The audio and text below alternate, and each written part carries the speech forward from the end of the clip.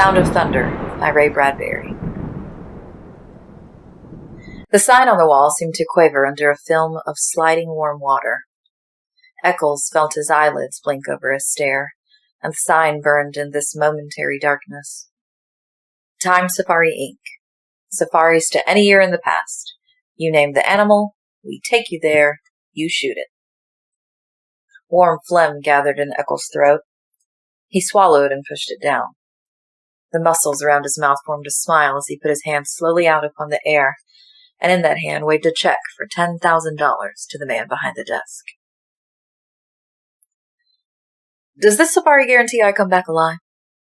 We guarantee nothing, said the official, except the dinosaurs. He turned. This is Mr. Travis, your safari guide in the past. He'll tell you what and where to shoot. If he says no shooting, no shooting. If you disobey instructions, there's a stiff penalty of another $10,000, plus possible government action on your return. Eckels glanced around the vast office at a mass and tangle, a snaking and humming of wires and steel boxes, at an aurora that flickered, now orange, now silver, now blue. There was a sound like a gigantic bonfire burning all of time, all the years and all the parchment calendars, all the hours piled high and set aflame. A touch of the hand, and this burning would, on the instant, beautifully reverse itself. Eckels remembered the wording in the advertisements to the letter. Out of chars and ashes, out of dust and coals, like golden salamanders, the old years, the green years, might leap.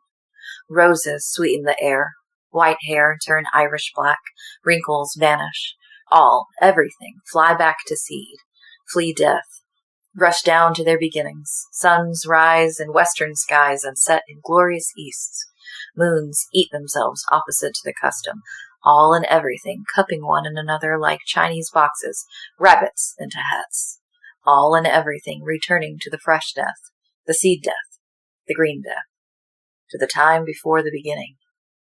A touch of a hand might do it, the merest touch of a hand. Unbelievable, Eckels breathed, the light of the machine on his thin face. A real time machine. He shook his head. Makes you think. If the election had gone badly yesterday, I might be here now running away from the results. Thank God Keith won. He'll make a fine president of the United States. Yes, said the man behind the desk. We're lucky. If Dorcher had gotten in, we'd have the worst kind of dictatorship. There's an anti-everything man for you. A militarist, anti-Christ, anti-human, anti-intellectual.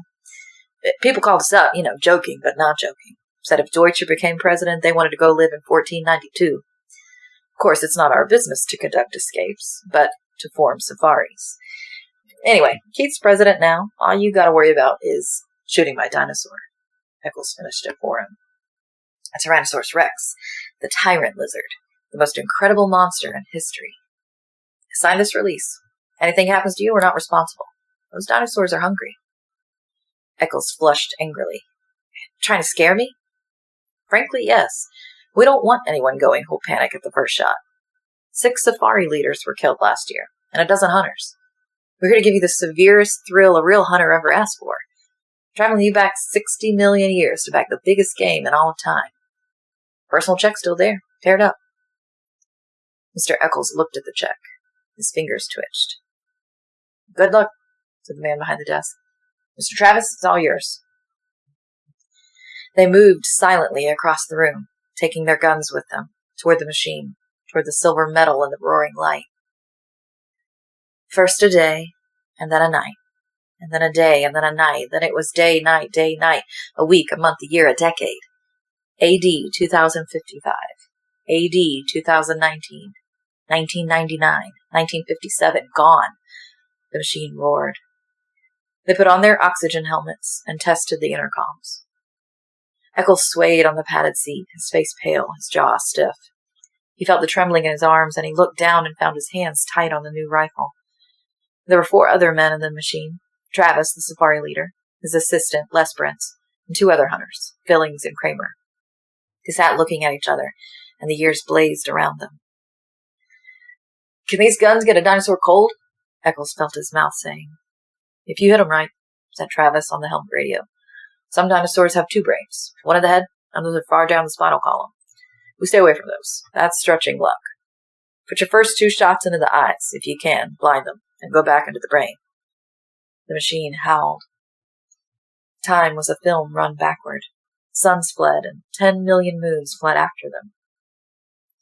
Think, said Eckels. Every hunter that ever lived would envy us today. This makes Africa seem like Illinois. The machine slowed. Its scream fell to a murmur. The machine stopped. The sun stopped in the sky. The fog that had enveloped the machine blew away, and they were in an old time, a very old time indeed. 3 hunters and 2 safari heads with their blue metal guns across their knees. Christ isn't born yet, said Travis.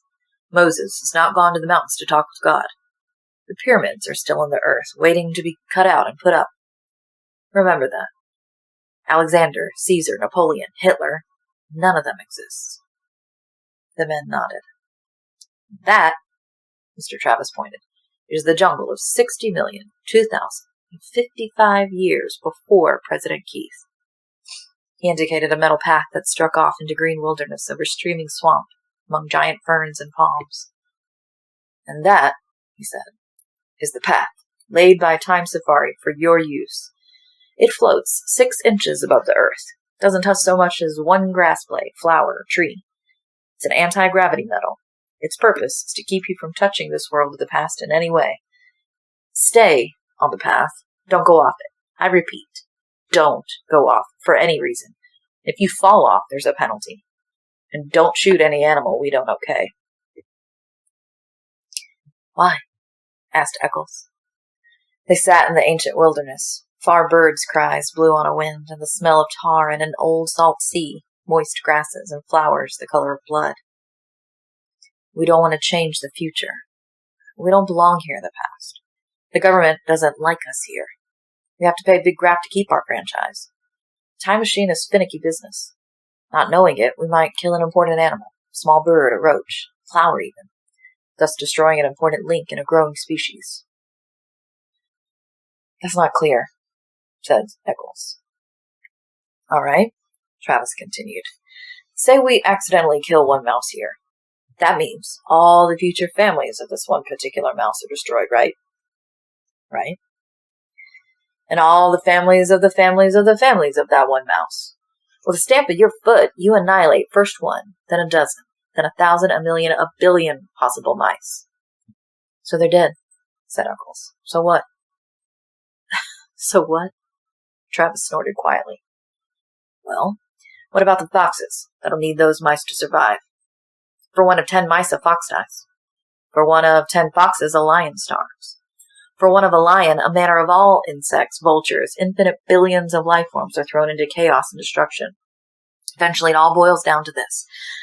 59 million years later, a caveman, one of a dozen on the entire world, goes hunting wild boar or saber-toothed tiger for food. But you, friend, have stepped on all the tigers in that region by stepping on one single mouse. So the caveman starves. And the caveman, please note, is not just any expendable man. No, he's an entire future nation. From his loins would have sprung 10 sons. From their loins, 100 sons, and thus onward to a civilization. Destroy this one man and you destroy a race, a people, an entire history of life. It's comparable to slaying some of Adam's grandchildren. Stomping your foot on one mouse could start an earthquake, the effects of which could shake our earth and destinies down through time, their foundations. With the death of that one caveman, a billion others yet unborn are throttled in the world. Perhaps Rome never rises on its 7 hills. Perhaps Europe is forever a dark forest, and only Asia waxes healthy and teeming. Step on a mouse and you crush the pyramids. Step on a mouse and you leave your print like a Grand Canyon across eternity. Queen Elizabeth might never be born. Washington might not cross the Delaware. There might never be a United States at all. So be careful. Stay on the path. Never step off. I see, said Eckels. Then it wouldn't pay for us to even touch the grass? Correct. Crushing certain plants could add up infinitesimally. Little error here could multiply 60 million years, all out of proportion. Of course, maybe our theory's wrong. Maybe time can't be changed by us, or maybe it can be changed only in little subtle ways. Dead mouse here makes an insect imbalance there. Population disproportion later. A bad harvest further on. Depression, mass starvation, finally a change in social temper in far-flung countries. Something much more subtle like that. Perhaps only a soft breath, a whisper, a hair, pollen on the air. Such a slight change that unless you looked close, you wouldn't see it. Who knows? Who really can say he knows? We don't know. We're guessing. But until we do know for certain whether our messing around in time can make a big roar or a little rustle in history, we're being careful. This machine, this path, your clothing and bodies were sterilized, as you know, before the journey. We wear these oxygen helmets so we can't introduce our bacteria into an ancient atmosphere. How do we know which animals to shoot? They're marked with red paint, said Travis. Today, before our journey, we sent Lesperance here back with the machine. He came to this particular era and followed certain animals, studying them. Right, said Lesperance. I tracked them through their entire existence, noting which of them lives longest. Very few. How many times they mate? Not often. Life short. When I find one that's going to die when a tree falls on him, or one that drowns in a tar pit, I note the exact hour, minute, and second. I shoot a ping pong. It leaves a red patch on his side. You can't miss it.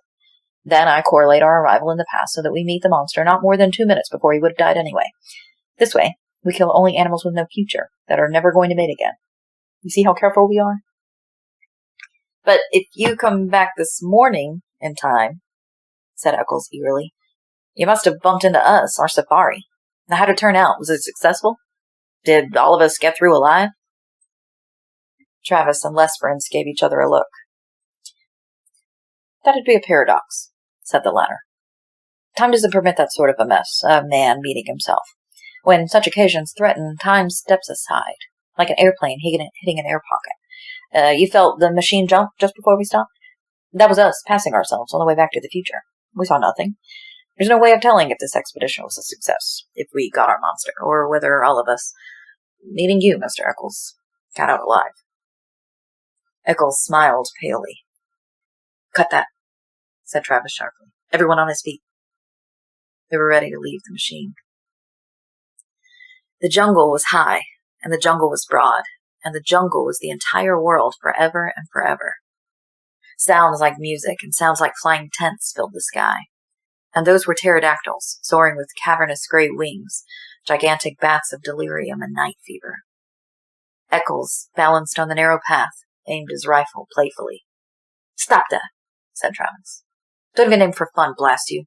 If your gun should go off... Eckels flushed. Where's our Tyrannosaurus? Lesperance checked his wristwatch. Up ahead. We'll bisect his trail in 60 seconds. Look for the red paint. Don't shoot till we give the word. Stay on the path. Stay on the path. They moved forward in the wind of morning. Strange, murmured Eckels. Ahead 60 million years. Election day. Over. Keith made president. Everyone celebrating. And here we are, a million years lost, and they don't exist. The things we worried about for months, a lifetime, not even born or thought of yet. Safety catches off, everyone, ordered Travis. You, first shot, Eckels. Second, Billings. Third, Kramer. Not a tiger, wild boar, buffalo, elephant. But now, this is it, said Eckels. I'm shaking like a kid, said Travis. Everyone stopped. Travis raised his hand. Ahead, he whispered. In the mist. There he is. There's his royal majesty now. The jungle was wide and full of twitterings, rustlings, murmurs, and sighs. And suddenly it all ceased, as if someone had shut a door. Silence. The sound of thunder. Out of the mist, 100 yards away, came Tyrannosaurus Rex. Whispered Eckels. Shh! It came on great, oiled, resilient, striding legs. It towered 30 feet above half the trees, a great evil god, holding its delicate watchmaker's claws close to its oily reptilian chest. Each lower leg was a piston, 1,000 pounds of white bone, sunk in thick ropes of muscle, sheathed over in a gleam of pebbled skin like the mail of a terrible warrior. Each thigh was a ton of meat, ivory and steel mesh. And from the great breathing cage of the upper body, those two delicate arms dangled out front, arms with hands which might pick up and examine men like toys, while the snake neck coiled. And the head itself, a ton of sculptured stone, lifted easily upon the sky. Its mouth gaped, exposing a fence of teeth like daggers. Its eyes rolled, ostrich eggs, empty of all expression save hunger. It closed its mouth in a death grin. It ran, its pelvic bones crushing aside trees and bushes, its taloned feet clawing damp earth, leaving prints 6 inches deep wherever it settled its weight. It ran with a gliding ballet step, far too poised and balanced for its 10 tons. It moved into a sunlit area warily, its beautifully reptilian hands feeling the air. What? Eckels twitched his mouth. It could reach up and grab the moon. Shh! Travis jerked angrily. He hasn't seen us yet. It can't be killed, Eckels pronounced this verdict quietly, as if there were no argument. He had weighed the evidence, and this was his considered opinion. The rifle in his hands seemed a cap gun. We were fools to come. This is impossible. Shut up, hissed Travis. Nightmare. Turn around, commanded Travis. Walk quietly into the machine. We'll remit half your fee. I didn't realize it would be this big, said Eckels.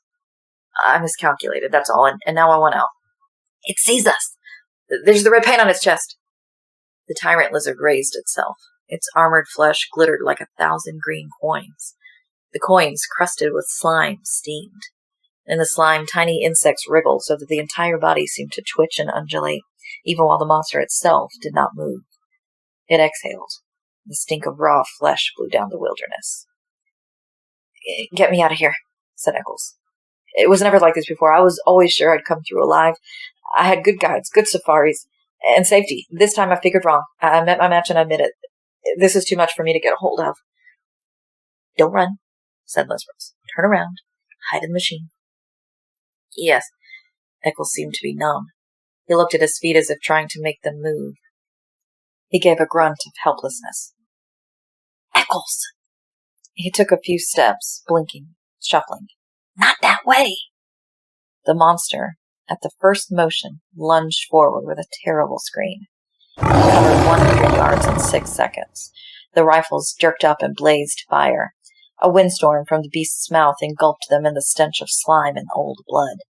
The monster roared, teeth glittering with the slime. The rifles cracked again. Their sound was lost in shriek and lizard thunder.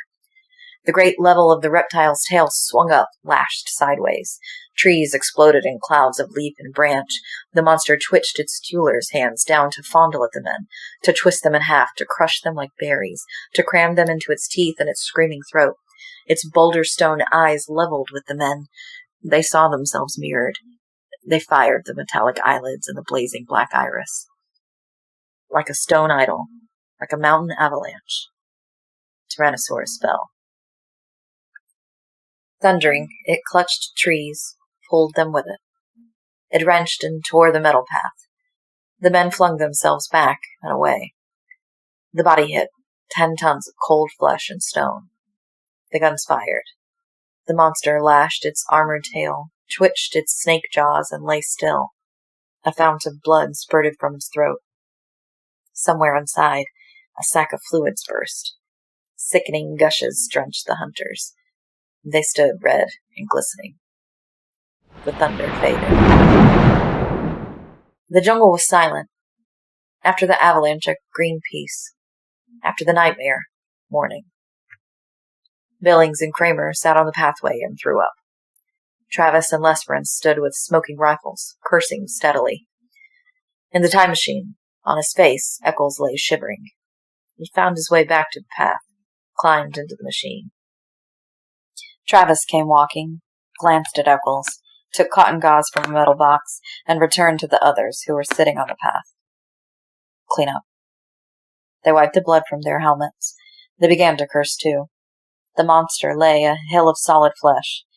Within you could hear the sighs and murmurs as the furthest chambers of it died, the organs malfunctioning, liquids running a final instant from pocket to sac to spleen, everything shutting off, closing up forever.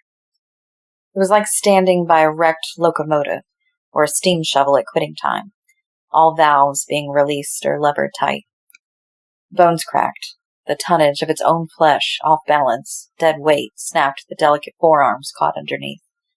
The meat settled, quivering. Another cracking sound. Overhead, a gigantic tree branch broke from its heavy mooring, fell. It crashed upon the dead beast with finality.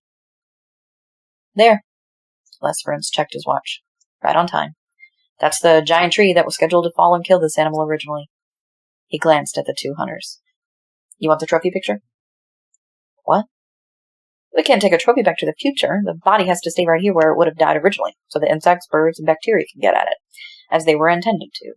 Everything in balance. The body stays, but we can take a picture of you standing near it. The two men tried to think, but gave up, shaking their heads. They let themselves be led along the metal path. They sank warily into the machine cushions. They gazed back at the ruined monster, the stagnating mound, where already strange reptilian birds and golden insects were busy at the steaming armor. A sound on the floor of the time machine stiffened them. Eckels sat there, shivering. I'm sorry, he said at last. Get up, cried Travis. Eckels got up. Go out on that path alone, said Travis. He had his rifle pointed. You're not coming back in the machine. We're leaving you here. Lesperance seized Travis's arm. Wait, stay out of this. Travis shook his hand away. This fool nearly killed us. But it isn't that so much. No, it's his shoes. Look at him. He ran off the path. That ruined us. We'll forfeit thousands of dollars of insurance. We guarantee no one leaves the path, and he left it. Oh, fool. I'll have to report to the government. They might revoke our license to travel. Who knows what he's done to time, to history? Take it easy. All he did was kick up some dirt. How do we know? Cried Travis. We don't know anything. It's all a mystery. Get out of here, Eckels. Eckels fumbled his shirt. I'll pay anything. $100,000. Travis glared at Eckels' checkbook and spat. Go out there. The monster's next to the path. Stick your arms up to your elbows in his mouth. Then he can come back with us. That's unreasonable. The monster's dead, you idiot.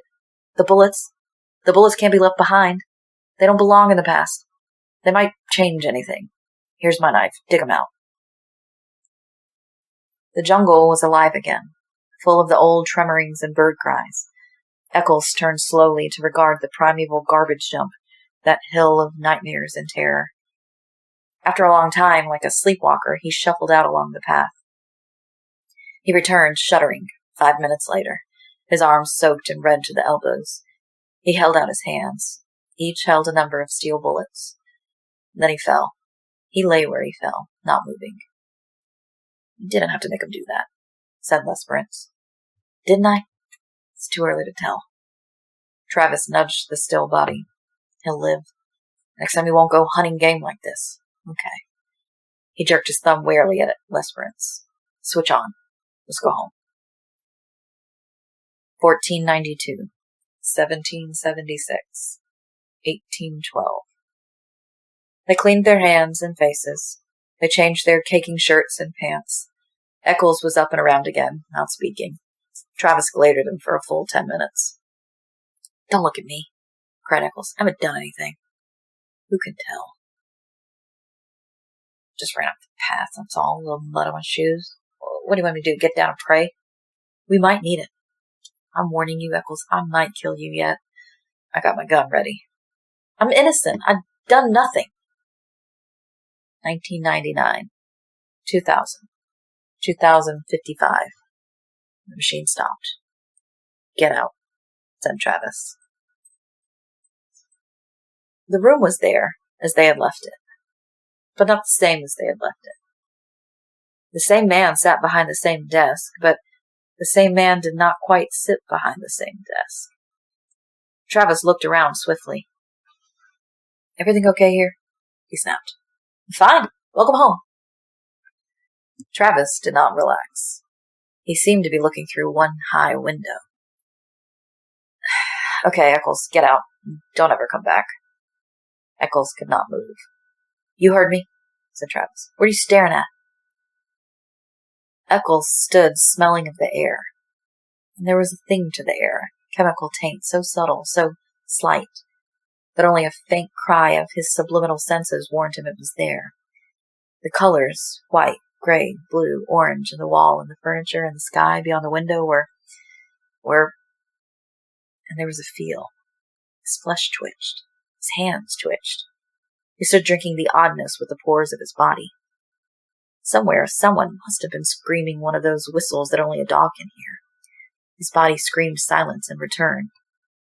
Beyond this room, beyond this wall, beyond this man who was not quite the same man seated at this desk that was not quite the same desk, lay an entire world of streets and people. What sort of world was it now? There was no telling. He could feel them moving there, beyond the walls, almost like so many chess pieces blown in a dry wind. But the immediate thing was the sign painted on the office wall, the same sign he had read earlier today on his first entering. Somehow, the sign had changed. Tim Safari, Inc. Safaris to any year and the past. You name the animal, we take you there. You shoot it. Eckels felt himself fall into a chair. He fumbled crazily at the thick slime on his boots. He held up a clod of dirt, trembling. No, it can't be. Not a little thing like that, no. Embedded in the mud, glistening green and gold and black, was a butterfly. Very beautiful, very dead. Not a little thing like that. Not a butterfly, cried Eckels. It fell to the floor. An exquisite thing, a small thing that could upset balances and knock down a line of small dominoes, and then big dominoes, and then gigantic dominoes, all down the years across time. Eckels' mind whirled. It couldn't change things. Killing one butterfly couldn't be that important, could it? His face was cold. His mouth trembled, asking, "Who won the presidential election yesterday?" The man behind the desk laughed. "You joking? You know very well. Deutscher, of course, who else? Not that fool weakling Keith. We got an Iron Man now, man with guts." The official stopped. "Well, what's wrong?" Eckels moaned. He dropped to his knees. He scrabbled at the golden butterfly with shaking fingers. "Can't we?" he pleaded to the world, to himself, to the officials, to the machine. "Can't we take it back? Can't we make it alive again? Can't we start over? Can't we?" He did not move. Eyes shut, he waited, shivering. He heard Travis breathe loud in the room. He heard Travis shift his rifle, click the safety catch, and raise the weapon. There was a sound of thunder.